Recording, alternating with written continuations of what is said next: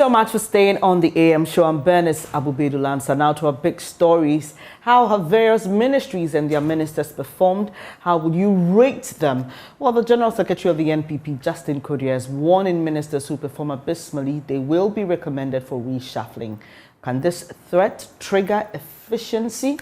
Well, we wait to see. This morning I've been joined by lawyer Bobby Banson, Professor Kojo Epieje Etia, Associate Professor, University of Ghana Law School, and Dr. Rashid Rahman, Executive, African Center for Parliamentary Affairs. He'll be joining us much later. But let me start with you. Prof, good morning. Thank you for joining the program.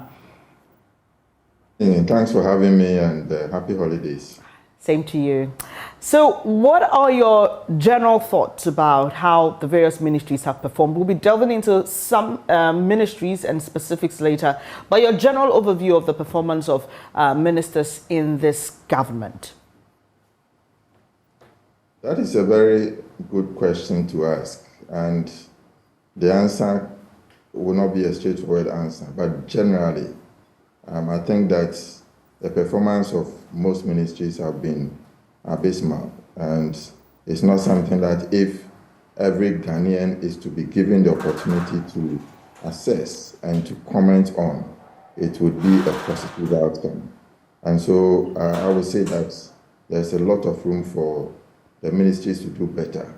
They pandered too much to the president, and therefore, where even they have the mandate to perform and realize certain positive results for the citizenry, they've been unable to do or unwilling to do so.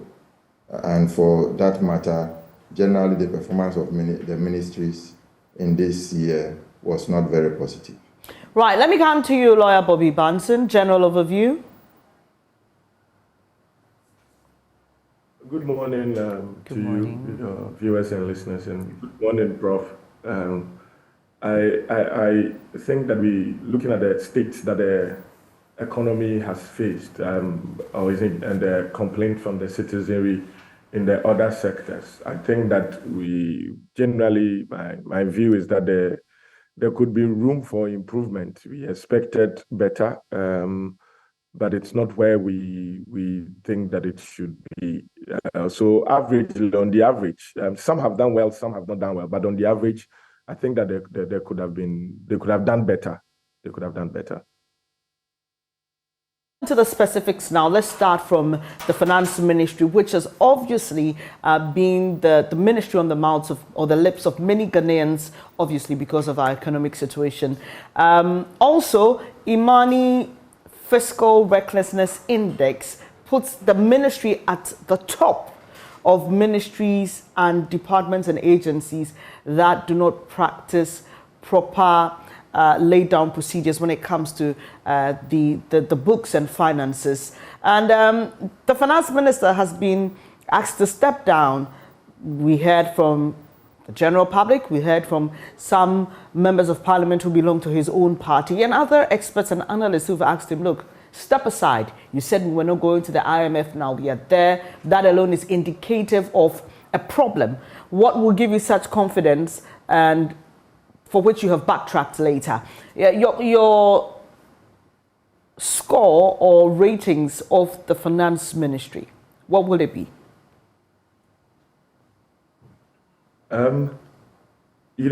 My issue with the...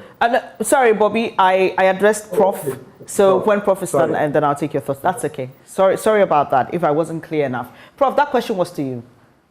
Oh, thank you. On a score of 1 to 10, I think I will rate the minister at between 2 and 3. And this is based on a number of factors. I'm not an economist, so I'll not be able to explain some of these issues in technical terms. But I guess economics boil down to the basics and what people feel in their pockets and how they go about their lives. And looking at the way and manner the economy has been managed this year, the conclusion you come to is that it has largely been mismanaged. And so you take, for example, at the beginning of the year where the cedi was and how much it has depreciated to this level.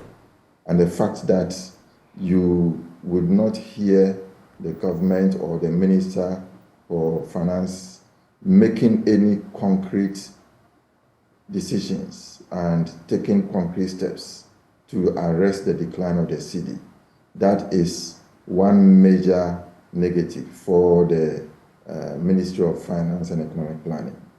I also think that the way and manner they went about with the IMF issue is also something that is negative. Right from last year, at least last year, the NDC, civil society organizations, other public-spirited individuals were making the clarion call that our books are not in good shape. Let us reorganize. Let us cut down spending. Let us go to the IMF. But the minister and his deputies were adamant, saying that we are in good shape. We are not going anywhere. And we are a proud people. We know we can sustain the economy and move on. The introduction of the e-levy was something that was not well accepted by Ghanaians. And the fact that people, the expected revenues were not realized from the e-levy itself is an indication of failure, because as a ministry, the ministry is supposed to be able to predict and to anticipate the consequences of decisions it takes. And with all the decisions and suggestions that this is not going to work, we should reduce the rate and so on. But it was as if we were hitting the wall. There wasn't any progress, there wasn't any development in that regard.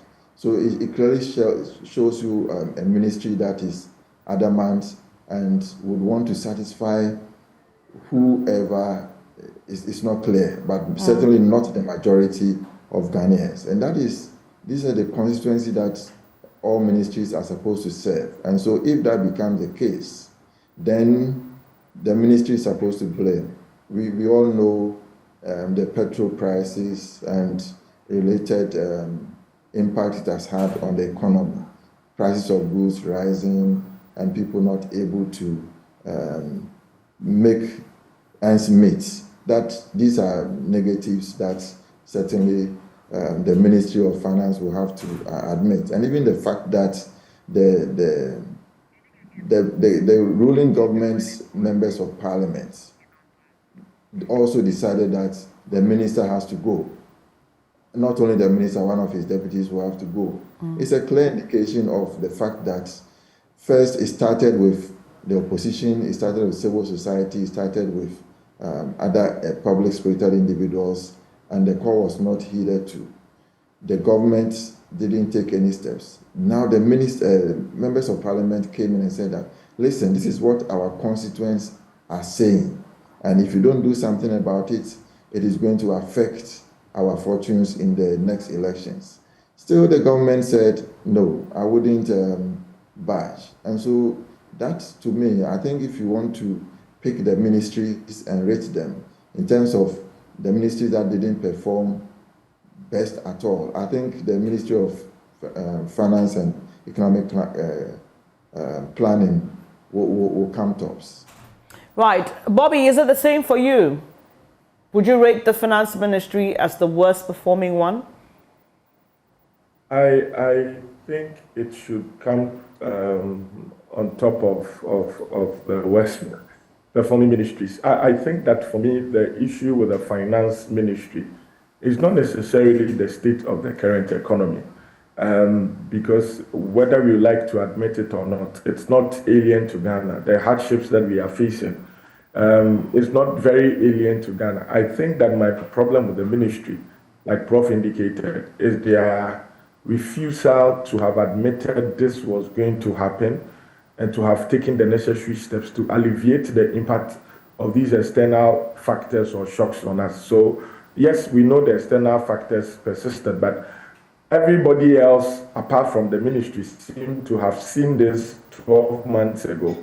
And they insisted, no, they already have things in place that will not let us face it. And 6 months down the line, the very things they said was not going to happen to Ghanaians or to the Ghanaian economy happen. And worse still, they still did not have the integrity or the conscience, or I mean the ministers, if I may narrow it, to resign from their position, to say that, listen, I took this job, I swore an oath of allegiance, I have told you something that was not going to happen, which has happened, and so I'm leaving my position for somebody else to take over.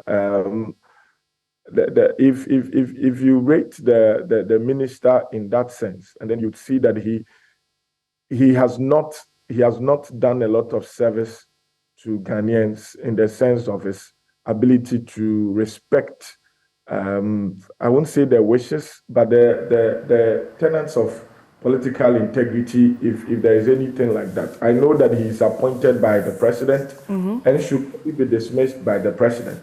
But if the people that vote the president into office also vote parliamentarians who represent both sides of the divide, and the parliamentarians, majority of the parliamentarians, both the MPP and the NDC, some way, somehow, at one point in time, expressed their desire or said that our constituents want you out.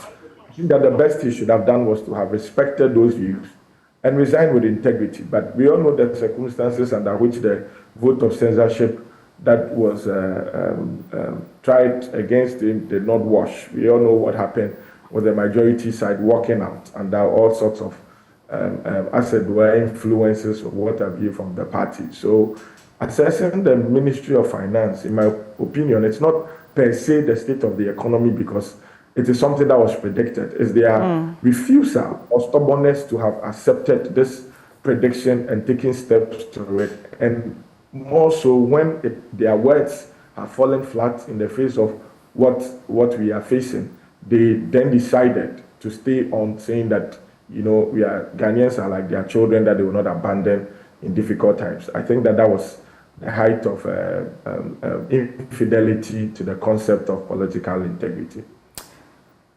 Let me acknowledge the presence now of Dr. Draman, Executive Director of the Network for Parliamentary Affairs. Thank you so much for joining us this morning.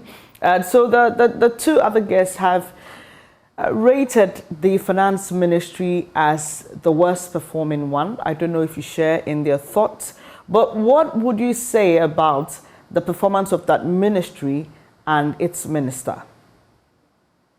Thank you very much. I think my co-panelists have said it all. I have not done a lot of work in terms of following the various ministries, but I follow the ministers and I follow the work that they do in Parliament. And the work of Parliament. Right. Now, if what we are all living through is anything to go by, and then what we are hearing from members of Parliament and all the challenges that we have as a country, I think it will not be, far-fetched to say that the Finance Ministry is one that is having the most challenges in our republic. I hear my co-panelists about the fact that, in looking at the performance of the ministry, we should rather look at the intransigence of the people who run the ministry rather than perhaps the economic challenges that the country finds itself in, because that is global. True, it's global, but you see, in the work that I do, I go around quite a lot. Particularly in our neighborhoods. I travel to Togo, I work with the Nigerian Parliament, I work with the Burkina Parliament, and so on and so forth. These, and Sierra Leone, the Gambia, these are countries that are much, much less endowed than our country.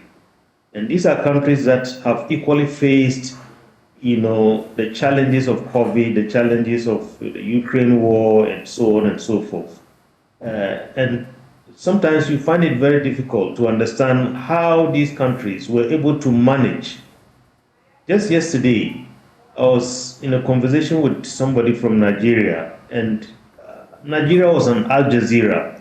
And I said to him, it looks like your country is facing the same challenges that we are facing. He said, no, I mean, we have challenges, but whenever I come to Ghana, what I see, inflation and the cost of living, is nothing to compare to our country. So all these countries have managed to, find a way, and I don't know how they did it, that we, a country that is much better endowed, a country that has a lot of talent, a lot of talent, yet we find ourselves in this difficult situation. I mean, I cannot but agree with an Indian fellow that I recently encountered, and he told me, I go around the world and I see a lot of talented Ghanaians in almost every international organization, yet it looks like your politicians are not as talented as the people who are not in politics. And I asked him why. He said, the kind of policies that I see in this country, they are very, very baffling in terms of, the direction in which they are taking your country. And so I think that is the context within which we have to look at all this. And to say that, if everybody but the president and the minister for finance are the only ones who see nothing wrong with what is happening in the economy, then I think it's quite troubling, and it's not far-fetched to say that the Ministry of Finance is one that that perhaps will be at the bottom of the league, if we have to put it that way. You talk about this comparison between Ghanaians who are working in other sectors and not necessarily in politics being compared with politicians here, and how for this friend of yours, he doesn't seem to appreciate the work that is being done by these politicians. But you are in Parliament, and a lot of our, you focus on parliamentary work, and a lot of our ministers come from Parliament. Would you say they are not as smart, or it is the challenge of having to do what they are told and towing a certain line, even if it goes against the proper rules of whichever sector they find themselves in, and taking this nation where it ought to be? Yeah, I think that talent. Yes, there's a lot of talent in Parliament. What is lacking is what I describe as a human element, the element of integrity.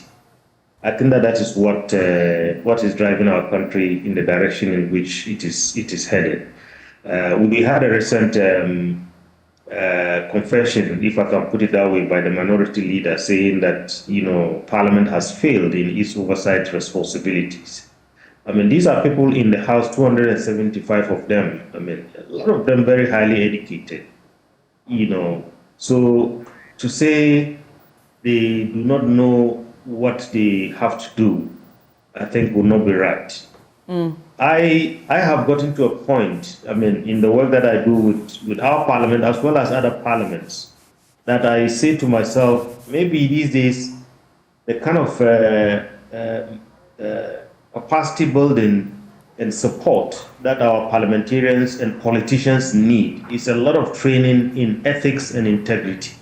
Right. Because I think that those are the ingredients that are really lacking, so that at all times, they side with the people of this country and not with any political party, whether NDC or NPP, because we have lived through it. If NDC was in power today, I'm sure we would have seen some of what we are seeing, in terms of the influence of the party and so on. Maybe the variations might be a bit different, but at the end of it all, I think they know what they lack.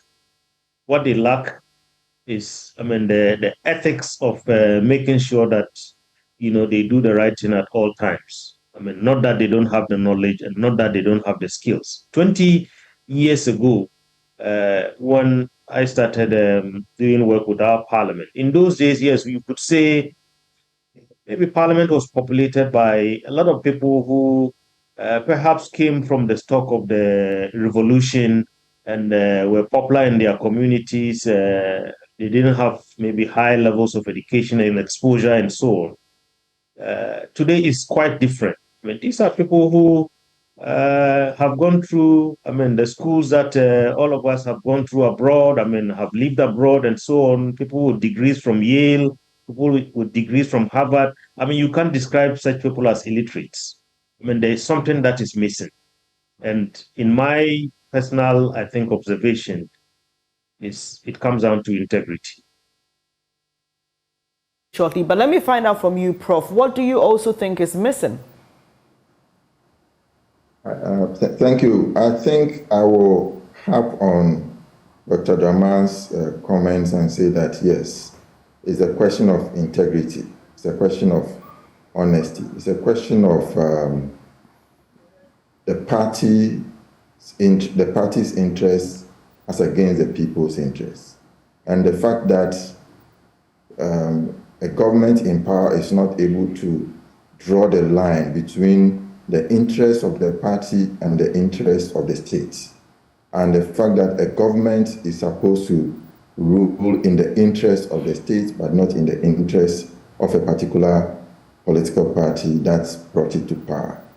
Now, when you look at the party organization, the party motivation and interest, in most cases, they don't match with the interests of the larger society.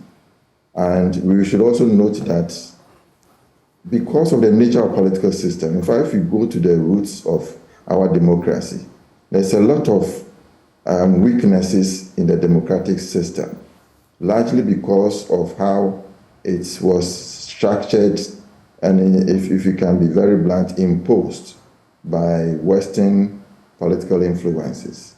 You realize that it is a weak form of democratic system, which obviously was better than living under a military regime. So what our leaders should have done at the time of the return to democracy after the fall of the Berlin Wall was to have enhanced and improved the capacity of the democratic space we want. But it reminds me of how the similar situation we had at the time of independence, when we had to negotiate our independence constitutions with the departing colonialists. And after they had gone, we realized that there were certain structures that were left intact, which our leaders thought that these are opportunities or avenues we can use to suppress dissent. These are opportunities we can use to get rich quick or to be able to start some money somewhere, which therefore led to the mess we had with in the 60s and 70s when military dictatorship became the order of the day. Coup d'etat was a daily occurrence in African states. We see a similar situation now. We didn't protect the little democratic space that we won or we had or obtained after the fall of the Berlin Wall. And we have rather taken steps to shrink that space. So political parties are making a lot of inroads into our democracy, infiltrating democracy. And we know that political parties are funded by certain key individuals. And at the end of the day, they begin to dictate the pace or dictate how governments should be run. And so we have a situation where even though the constituents, the citizenry are saying that the direction we are going is wrong, we have to change, the government is not ready to change because the strings are being pulled by financiers and other actors who stay afar. Of course, not only the financiers, the international donor community has a part to play. The multinational communities have a part to play. And so these are the actors that the government in power is trying to satisfy instead of the citizenry.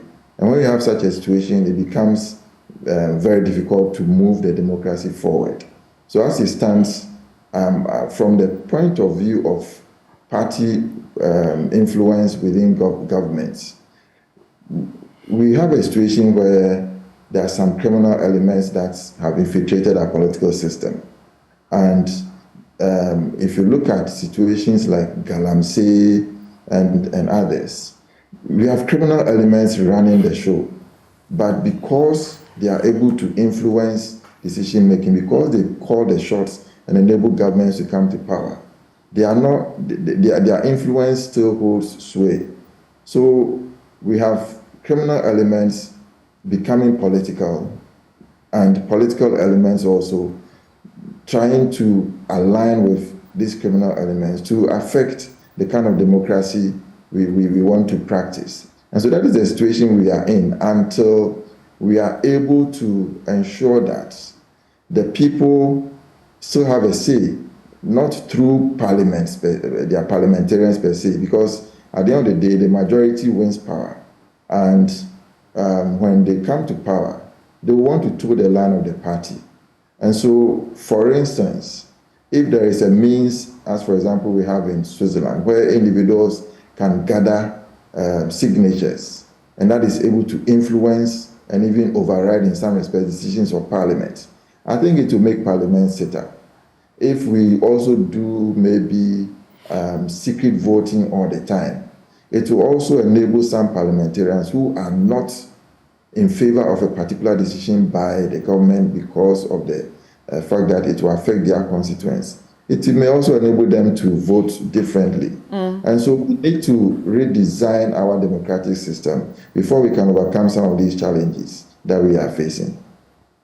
Redesigning our democratic system reminds me of a conversation we had sometime this year about the role of chiefs when the issue came up about their participation in active politics and how we could run both systems concurrently to our own benefit.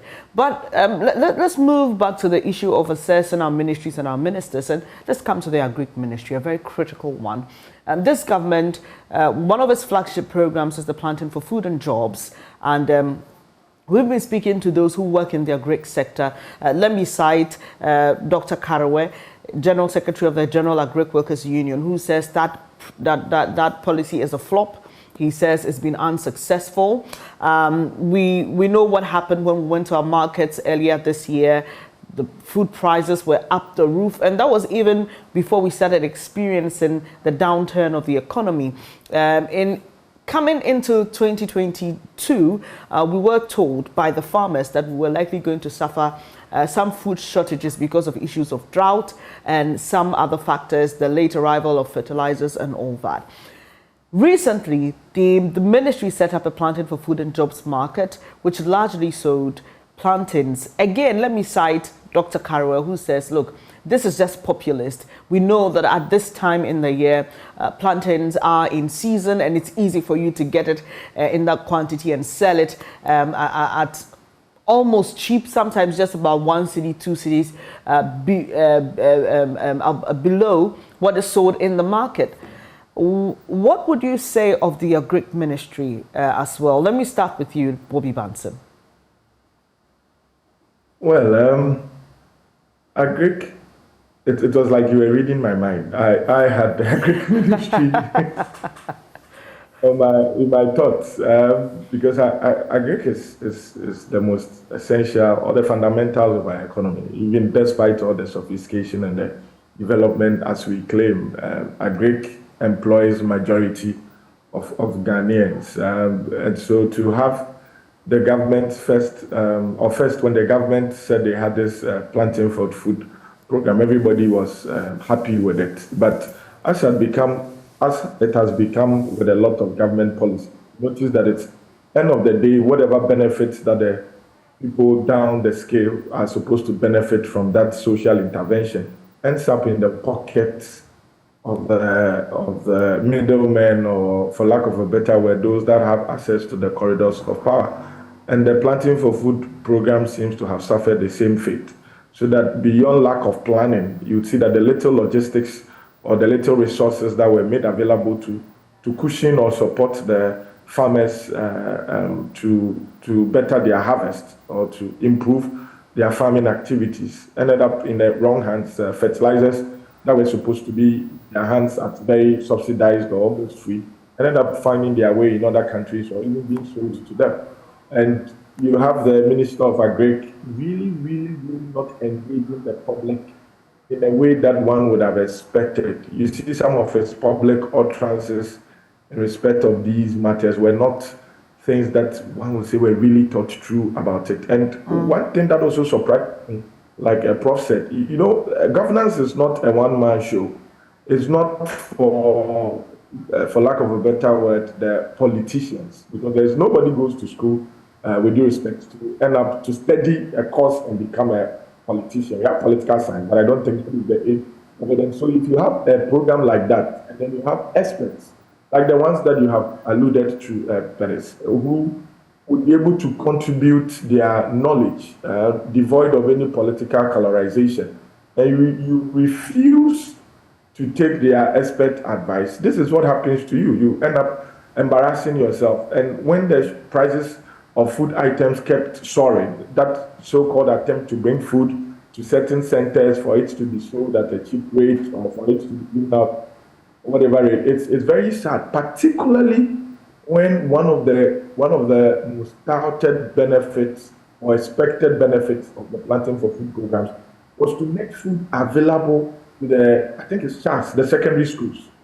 to aid in their feeding and the school program. You're right. And then they complained, the secondary school heads, the school feeding program organizers, they complained bitterly when the buffer stock also had their own, the buffer stock company also had their own issues with respect to releasing food items to these state organizations or para-state agencies that needed them. And we were promised that Planting for Food will not only lead to jobs, but also make food available. And to see that we did not meet any of those targets, the ministry or the minister failed to communicate very well to the Ghanaian populace or to the persons who voted them into power. I think that I would rank them almost at par or just below the failures of the Ministry of Finance. Dr. Draman, the Agric Minister was or is the former MP for the Kwadraso area. He's no longer in Parliament, and so there are those who say, well, he's not there. It should be easier for him to focus all his energies there and ensure that the program succeeds. We heard him quite recently in his trip up north where he appealed to chiefs to help deal with the issue of smuggling of food outside the country. That has been a major issue. Cowpea and other grains are being smuggled right in our faces through our borders. And some of these things are not done via illegal routes. So it's quite interesting how we are unable to deal with it. But let's try and compare him in Parliament while working as a minister and outside Parliament and see if there's been any improvement. Well, I was very excited at the beginning of the mandate of this government when we were told that one of the flagship programs was Planting for Food and Jobs. And I said, well, it looks like this is going to change the fortunes of our parents and our country as a whole.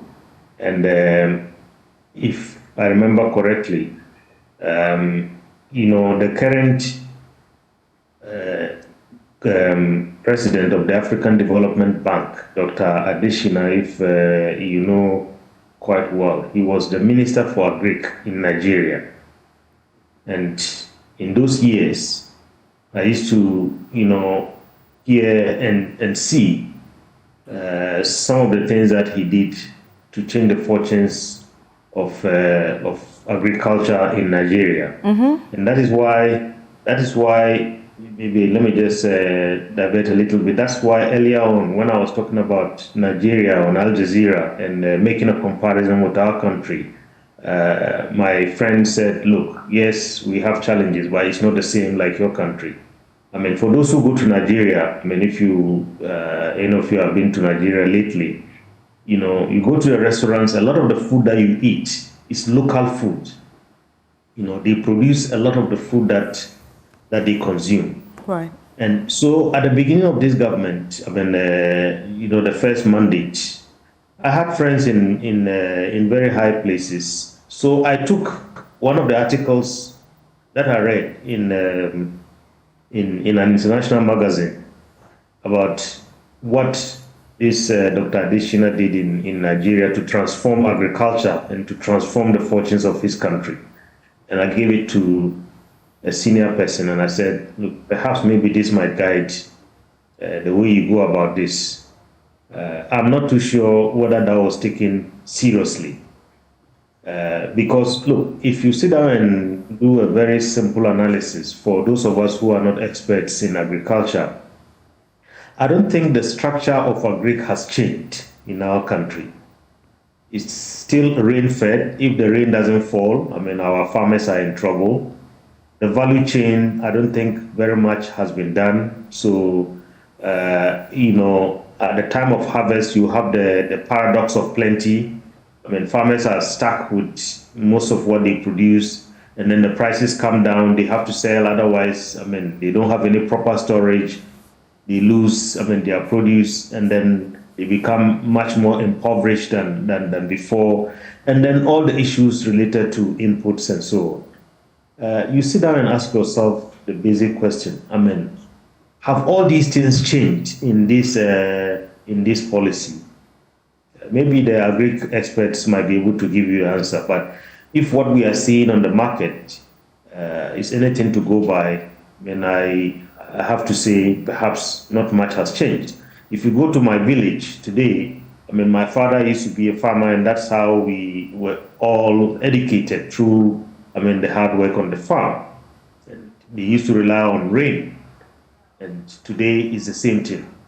And sometimes when I go to the village, they tell me, well, I mean, the days that we used to farm, I think are brighter days than these days, because despite all the challenges, I think some of the policies were carefully thought through. So I think all to say, we had a very sterling opportunity to do something about, how, the fortunes of our country could be turned around. Yet, I think we squandered, that opportunity. Because today, all the challenges with foreign exchange, with imports, with, all the troubles that we have in our economy, part of that is due to the fact that we don't produce what we consume. A lot of our rice comes from abroad. There's pressure on the foreign exchange. Even chicken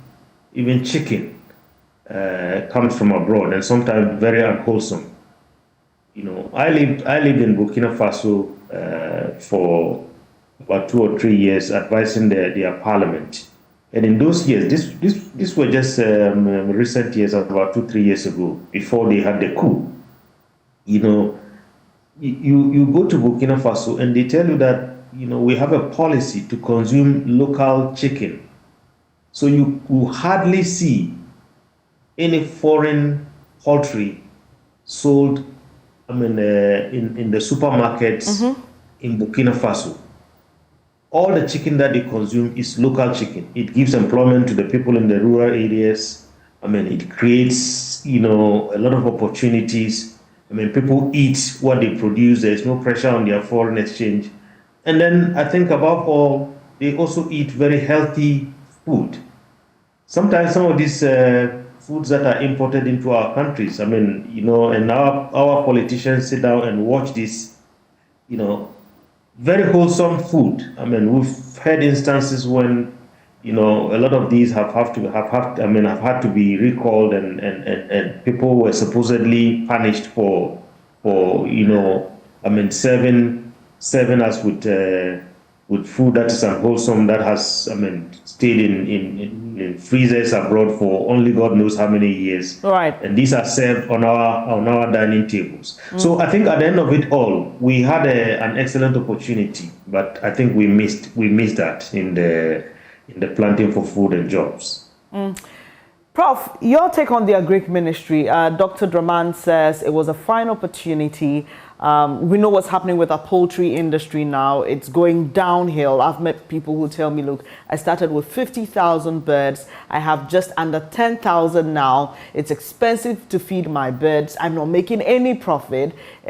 People import chicken into this country, which is sold at cheaper prices. And so, look, there's no way forward for us. In fact, on Newsfile over the weekend, we had the chairman of the Poultry Farmers Association complain bitterly about their experiences. Is it too late for us to save the situation? And seeing like what I shared earlier, the Agric Minister, for example, appealing to chiefs to help deal with the issue of smuggling or carting of grains to neighboring countries and all that.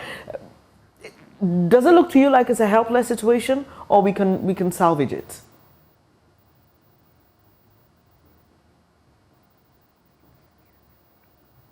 I think we can salvage it, but I agree that we have the structural base of our agriculture remains the colonial monocultural form of agricultural practices, where we still use machetes and bows and so on to do our form of agriculture. And so we have a situation where we are not producing enough for ourselves. And even where we have the capacity to do so, we are not motivated to do so because a lot of our foreign exchange is used to import goods into the country. So it comes down to how we can add value to the produce that our farmers produce, so that we'll be able to even export some as well, but also to improve local consumption. As things stand now, we have a situation where we want to modernize our economy. But if you go to countries that have modernized their economies, the majority of workers are not in the agricultural sector. In fact, they are moving from even industrialization to the service sector. And you have just about 4 to 5% of farmers in the of workers in the agricultural sector. But but this percentage is able to provide enough to feed their own countries or to export to our country. But if you come to our side of the world, we have a lot of people in the rural communities doing farming, doing agriculture, but we don't see what they produce, and even what they produce, like it has been said, it is only abundant when the harvest time is there. We don't have silos and storage facilities for their produce. So we need to modernize our agriculture. We need to mechanize it so that we have such a small percentage producing so much, and they're able to even allow workers, even if you go to US and so on, they allow seasonal workers to come in just to harvest produce that have been ripe, and then after that they return to their countries and come back when there's the next harvest. So that is where we have to focus our attention, so that we'll be able to save foreign exchange and use it in other sectors. And it calls for reviewing the Planting for Food and Planting for Jobs program, because much as at the end of the day we see some farm products becoming abundant on the market, we don't store them. Tomatoes, for example, we import large amounts of tomato from Burkina Faso. And when we produce so much during the harvest season, they are also smuggled into the neighboring countries. So this is not just about producing the goods in abundance at a particular point in time, but it is connected to the value chain and so on. It is connected to smuggling, connected to other factors, which all need to be put together before we can make sure that we are able to make progress. My father was a poultry farmer when he retired from the Ministry of Education. And his farm collapsed because he couldn't compete with the cheap frozen chicken that was being imported from outside. And so a lot of poultry farmers are facing such a situation. We can produce enough, at least for local consumption, if we are not able to export, but we are not. And we therefore have this problem. So the issue of just saying that I can, for example, I can bring cheap plantains from the rural communities or the farm gate to Accra to be sold, that is not the solution to the problem. It's just basic. I think everybody can think about that. It is about thinking ahead and anticipating some challenges and saying that these are the solutions we found, right, so that in case these problems happen tomorrow, we can resolve them. So how will you rate the minister's performance? The Minister of Agriculture has also not performed very well, but in terms of making some foodstuffs available at certain times of the year, the planting for food and jobs has helped. So I will give him 4 out of 10. If you just joined us, this is the AM show, and we are assessing ministers and their ministries. The General Secretary of the governing party, the NPP, has said that ministers who perform abysmally will be recommended for reshuffling. My guests have been sharing their thoughts, giving us a general overview, talking about the Finance Ministry and the Agric Ministry. The next ministry we'll be moving to is the Education Ministry. You can tell why. The biggest flagship program of this government, free senior high school. There's a lot to talk about that. But before we delve into that, let's listen to President Akufo-Addo, who was speaking earlier this year on a Tech FM about the performance of his ministers. Ministers in the government have been performing like this. And if they are performing like this, what is the reason why a president is just going to take his green ink and say, we'll make sure with the... No, there's any deal so me there's from a Greek minister to trade and industry, to finance, to Bafua, to Amwakwata. There are others. There's a reshuffle there. Yes, said your Majumana so within the once someone names the much now. Send so many MSS because there are several people who have left my government, which I removed from the government. There are people. Near Biana war my first term or no second term or that's all. But there are some of them, some of the longest serving ones when the Jumano so many. Good. And that is the reason why. And I think there's good explanation. And yes, it's not the Juma all year, the somewhere Juma all year. And then I'm because men are ultimately no responsibility. But the Juma shall sound to me, yeah. Then once a bit, and some it wasn't. But now I'm out of now to all. Na me mum na me baby dimbone. Me into me banasa. President Akufo-Addo earlier this year speaking on Utek FM, and you heard the presenter referencing their great minister who was with him in the studio, and the president did say that, look, I'm not doing this because I like anybody necessarily. If I'm satisfied with the job they're doing, there's no reason to get them out. So we can deduce that the ministers who are in office at least satisfy the president to a certain extent. Bobby, Education Ministry, this year was a hard one considering the issue of free senior high school, lack of food. We saw heads of school threatening to close down the schools because there was no food to feed the children. I know of students right now who are eating what they refer to as chicken rice. They say it is written on the sack. Chicken rice. Some of them say it smells like feed for chicken, and they are so unhappy with what they are served in their dining hall. And we cannot underrate the importance of this. These are young children who are studying, who need a lot of nourishment. It was very hard. We had the spokesperson of the Education Ministry here in studio. I spoke to him over the phone. He was here in the studio to also talk about some of these matters with us.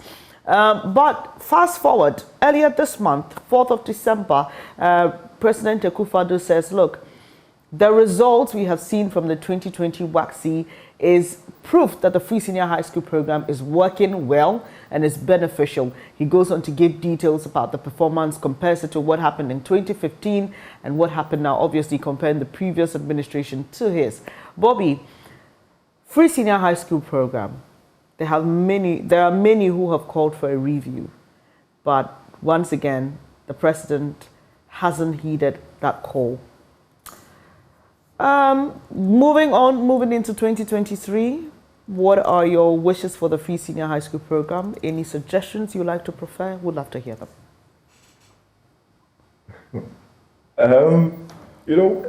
Unfortunately, like a lot of political dispensation, you have politicians making these promises during campaigning for power, and they may not have planned or talked through the policies, consulted the stakeholders extensively before trying to implement them. See, my position for the free SHS from the beginning has always been that it is one of those policies that were meant to win political power. And let me explain this. Nobody is against the government intervening in the education structure to ensure that as many people would be able to have the access to education as possible. Not only access, but also when they are there, the infrastructure will be able to accommodate them. So quality education is not only about improving access. It's also about making infrastructure, both,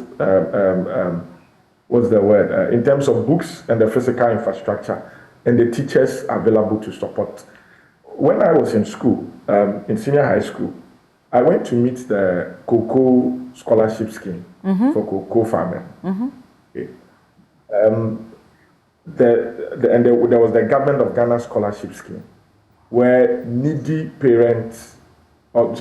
students, so if you're a student and your parent will not be able to afford your education, if your parents find themselves as cocoa farmers, which I was privileged that my grandmom was, you could apply for that scholarship and then you would have your fees paid. So I benefited from the cocoa scholarship without any stress.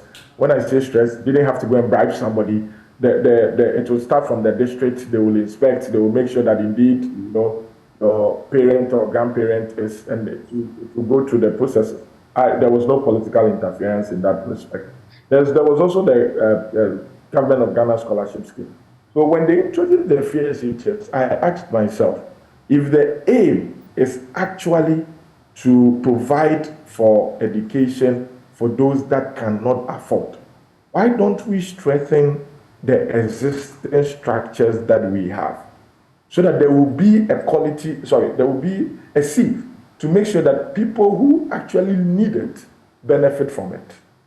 Because one of the major problems of the free SHS is that you have situations where students whose parents can actually afford are also benefiting at the expense of the state. I do not think that is the purpose of any free education structure anywhere in the world. It is for those who cannot pay for it that are made to pay. You would have situations where, the government says that we have enough reserves by virtue of the revenue that we are generating and our predictions the next 25, 30 years, whatever, we will be able to afford these kind of social interventions. So you have Qatar, you have South Korea, some of the Gulf states have this policy because we all know that their revenues would accommodate them. But you have a country where our revenues do not accommodate. We barely are able to meet government expenditure. We are always in the negative. And then the government will take on this program, crippling the other existing structures, as it were. And then right from day one, the headmasters were complaining, we do not have the infrastructure, so let it be a graduated system. And the headmasters who spoke about it, whether directly or indirectly, were victimized. And they were moved from their positions. And so a lot of them decided to cower in because, of course, they needed their jobs more than to speak against the government. And it has continued over the years. I am not an economist, but I believe that one of the major, I'm not an economist, I may not have the figures to prove, but I think one of the major expense line items of the government is funding the free SHS. Right. And it may have had a huge impact on the ability of the government to invest in other areas of the economy. I do not buy the notion that the president says that, well, results have improved over time. You know, we all know the first time that it came out, it was, okay, let's see let's see how the results would be, and let's see if it works. I think that if you cross from the university results, and you go to you cross from the SHS results, and you go to the universities, you hear the university handlers complaining about the quality of the students that are coming from the secondary school. And so somebody may have A's. He gets to the university, and it's as good as, having nothing. Because even those who were spending 3 full years in school were struggling to grasp the university culture. How about those that were spending 3 months in, 3 months out? And then at the end of the 3-year study period, they would have had contact hours with their teachers about 1.5 years. And so who are we deceiving? Are we looking at the short-term benefit of having a free SHS policy, or the long-term impact on our workforce? And for me, I think that this government should make the work less for any future government, whether MPP or NDC, by reviewing the policy.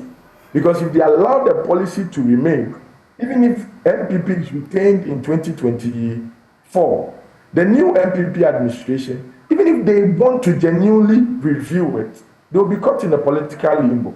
And where's the NDC if NDC takes over in 2024? And on your news portal, you have interviewed some market women who have said that they rather have paid school fees than face the economic hardships. Listen, parents, I know parents personally, who every week, so the schools have formed WhatsApp groups for their parents.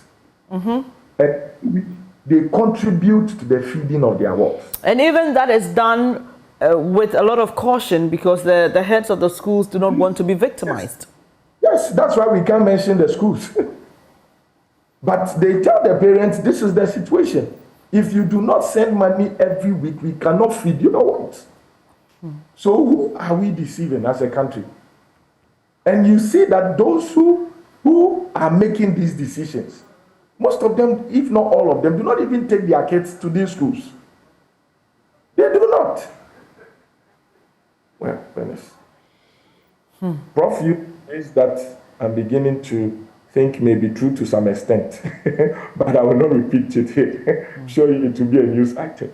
Right. It's very frustrating sometimes when you think of these things.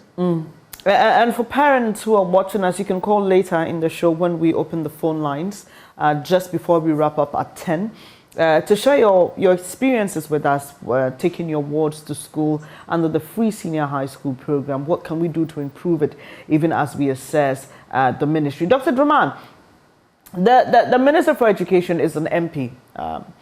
He was really applauded during his time as Deputy Minister. I have seen people and I've heard people comment about the seeming low-lying nature he's assumed now. We don't hear him as often as a substantive minister as we did when he was deputy. And there are those who actually believe in him, believe in his vision, obviously because of his experience working in the sector outside the country and all the achievements that he had over there.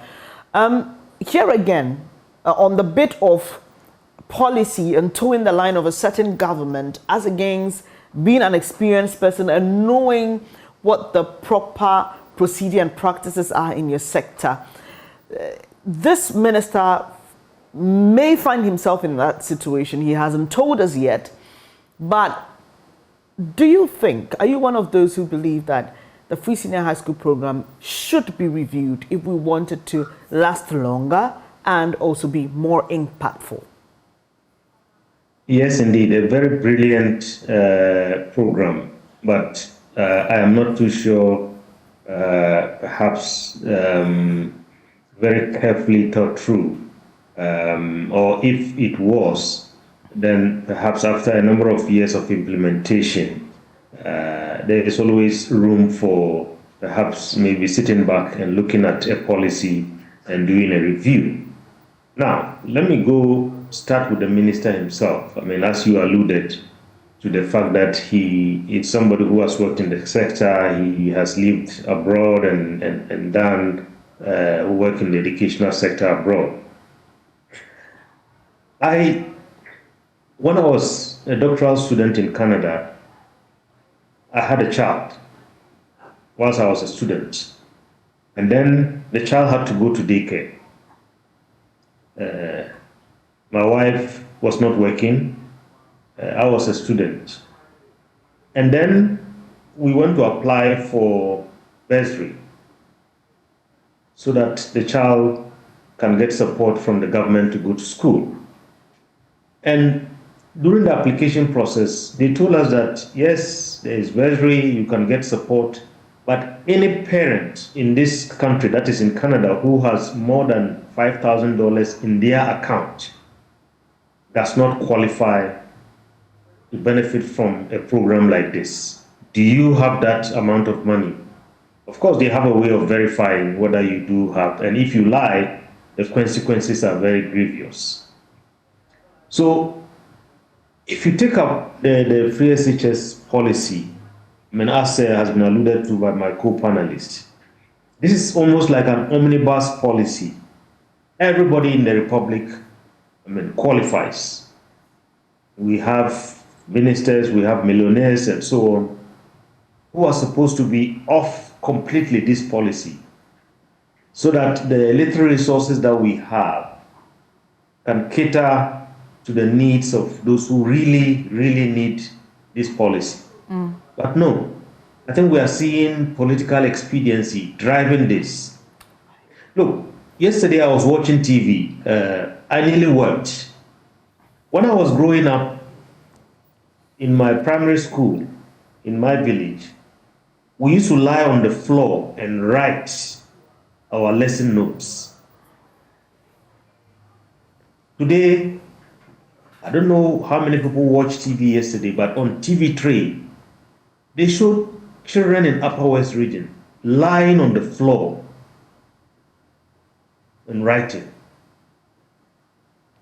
They showed the Zebila Senior High School, the laboratory of the school, in complete tatters. And these are people who are supposed to grow up and compete with children, as was said in Korea, in Qatar, and so on. Our future is very, very, very bleak as a country.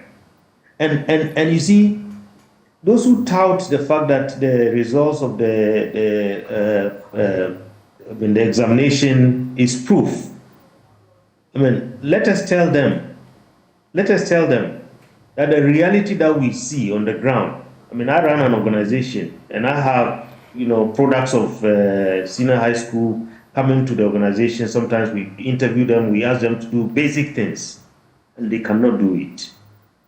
And these are people who, some of them, when you ask them, what did you get? I got all A's, I got all B's, and so on. Yet they cannot even string a very simple sentence.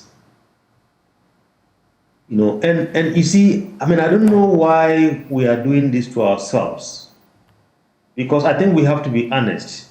At the end of the day, as somebody once said, I mean, a leader in parliament once told me, if we are not being honest with ourselves and continue this way, tomorrow we, the politicians, will be victims of the kind of bad products that are coming out of this school. And he said to me, you could get involved in an accident and you need emergency first aid. And then a product of a medical school who was not properly taught would come to administer this first aid on you. He said he's going to kill you. And I think we have seen many examples of that. So I think that, look, I mean, just as with many other policies, I mean, this policy, is a very brilliant policy. I mean, good intentions. I mean, we have to praise the president for that, because every country is as good as a human resource that it has. But when people say the policy is not working, I think our politicians have to eat humble pie and look at the policy carefully and see where is it that they can make revisions. Apart from the fact that, I mean, most of the elite in this country don't send their children to these basic schools, the public schools. I think there are even stories about how, I mean, those who are in government, those who are rich, are benefiting from government scholarships that are meant for, like my brother here said, for children of cocoa farmers, for children of, ordinary kind of standing in society, and so on and so forth. I mean, why are we doing this to ourselves as a country? Honestly, very, very unfair. And like you said, I mean, there are certain things that we cannot say on your platform. But all is not well when it comes to education in our country. This year we focused a lot on dilapidated structures, trying to mobilize the citizenry to help in building some of these classrooms that are learning conducive for children. We're quickly wrapping up this conversation. Prof had to leave us, but I'll let the two of you end on this note. And if you can be as brief as you can. And I'm not going to ask any question. I just want you to rate the Ministry for Sanitation. Bobby.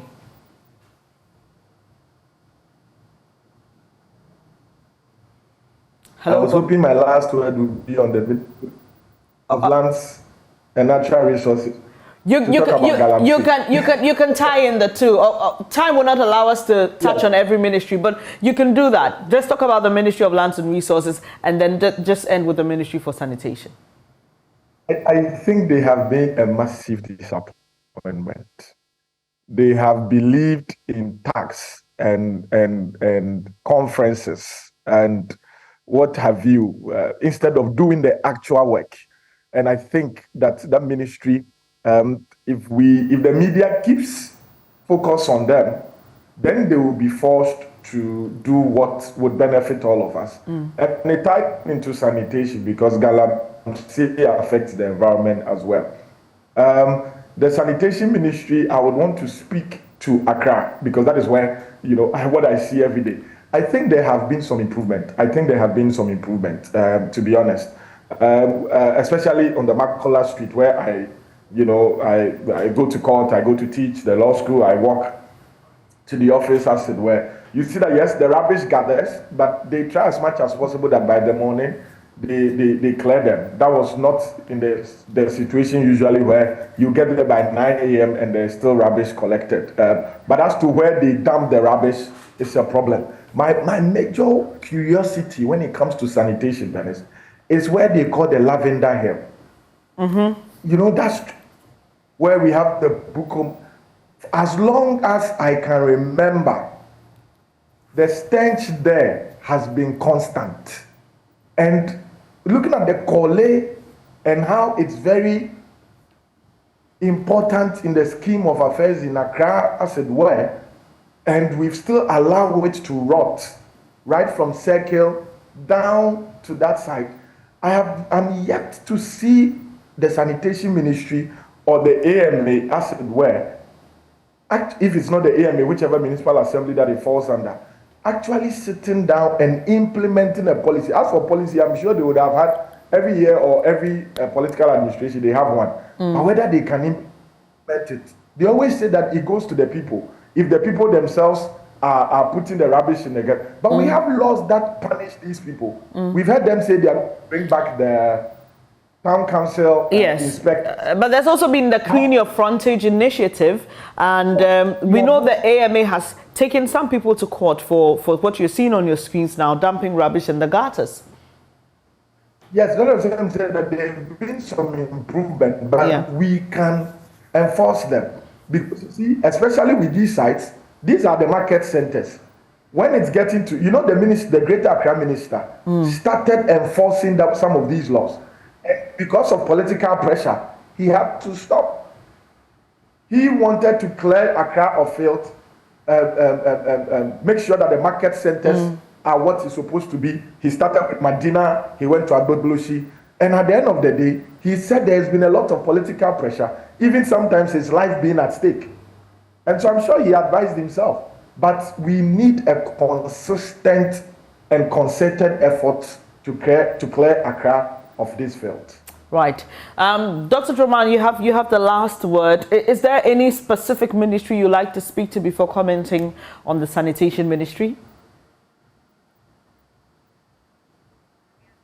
Of course, the Ministry for Lands and Natural Resources, I think, deserves a mention, as he indicated. I mean, for me, what baffles me every single day in this country is how we allow foreigners to come into this country and mess our water bodies, mess our environment up, things that they cannot dare do in their countries. And then we have politicians who are supposed to be watching over these.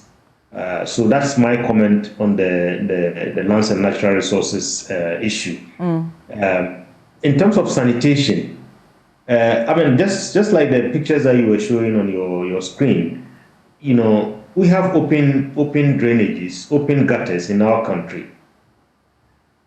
Go to a place like Sierra Leone. I was there recently. We were taking a walk in the evening with a colleague of mine. And he made a comment. He said, do you realize that since we started walking for about 15 minutes, we haven't seen any open drainage? And this is Sierra Leone. We have these drainages, just like what the lady was doing on your screen. It's very easy. You dump this rubbish there. Eventually, it accumulates. We have floods. We have people losing their lives. It's a yearly affair. So overall, yes, maybe the central part of Accra, there has been an improvement and so on. But, you know, you go to many parts of our country, mosquitoes that are as big as the sizes of our fingers. And I think this is all from the fact that we don't have proper sanitation in our cities and in our country. Well, is the dream of making Accra the cleanest city in Africa still on course? We've got our fingers crossed. 2020 is almost done. Let's see what will happen in 2023. But let me thank you so much, gentlemen, for doing this with me this morning, reviewing the ministries in general and then zooming in on some specifics. Lawyer Bobby Banson, thank you so much. You have been a regular on the show this year. Also, we had Professor Kojo Appiagyei, Associate Professor at the University of Ghana Law School, and Dr. Rashid Draman, Executive, African Center for Parliamentary Affairs. What can we say? Thank you so much. And we wish you the very best of the season from my team and myself. We are grateful. Enjoy the rest of your day. Well, it's now time to bring you that interview parliamentary correspondent Kweku Asante had with MP Kofi Adams.